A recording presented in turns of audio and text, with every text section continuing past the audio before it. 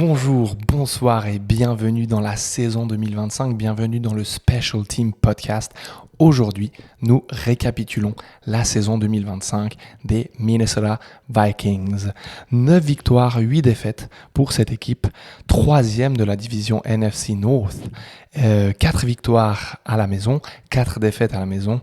5 victoires à l'extérieur, 4 défaites à l'extérieur. Bilan positif, ça c'est le positif de leur saison. Bilan positif, 4-2, donc 4 victoires, 2 défaites à l'intérieur même de la division. Et puis 5 victoires sur 9 matchs à l'extérieur, ce n'est pas rien. 5 victoires pour clore la saison entre les semaines 14 et 18. Donc ils ont fait une belle fin de saison, les Vikings. Et puis ils ont été dans le top 7 des défenses en points encaissés avec seulement 19,6 points par match. Les joueurs qui sont sortis du lot, j'en ai relevé 3. Justin Jefferson, bien sûr, le wide receiver, 1048 yards, 2 touchdowns. Il a totalisé la plus grande consommation, le plus grand yardage de réception sur 11 des 18 matchs des Vikings. Jordan Mason, le running back, 758 yards, 6 touchdowns. Et puis de l'autre côté, Blake Cashman, le linebacker, 144 tacles, 2 sacks, 4 tackles for loss. Le négatif, il y a eu une inconstance au poste de quarterback, bien sûr, qui a péjoré cette équipe en 2025. J.J. McCarthy, 1632 yards sur 10 matchs.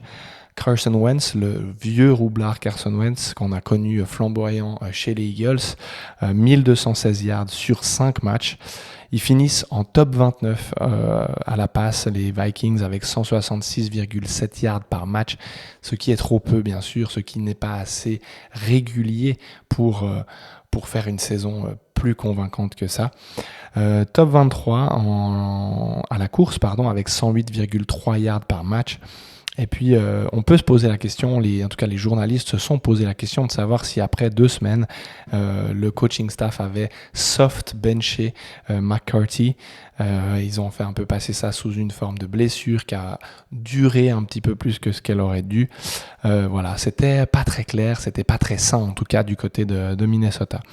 Et puis, après 13 semaines, ils totalisaient 8 défaites pour seulement 4 victoires. Ils ont bien remonté la pente à la fin, mais malheureusement, c'était un peu tard.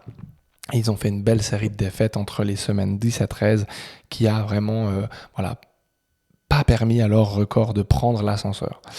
Le futur pour cette équipe, il y a une bataille de quarterback entre le jeune McCarthy et puis Kyler Murray qui arrive d'Arizona, qui arrive du désert, qui réserve quand même quelques surprises, mais on ne sait pas, c'est très incertain entre les deux joueurs de qui va prendre le rôle du leader.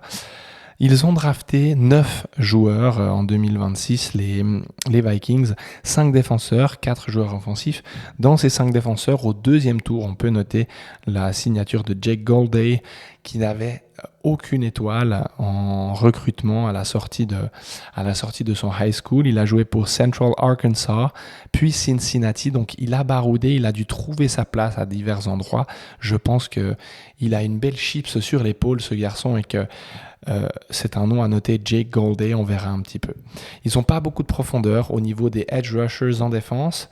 Il y a eu le départ de Greenard aux Eagles, et puis la légende de la franchise, le safety Harrison Smith, devrait prendre sa retraite. J'espère qu'il ne l'a pas déjà fait, mais je suis assez sûr que non. J'aurais vu passer la news prochainement. On va voir s'il va faire la saison avec les Vikings ou pas.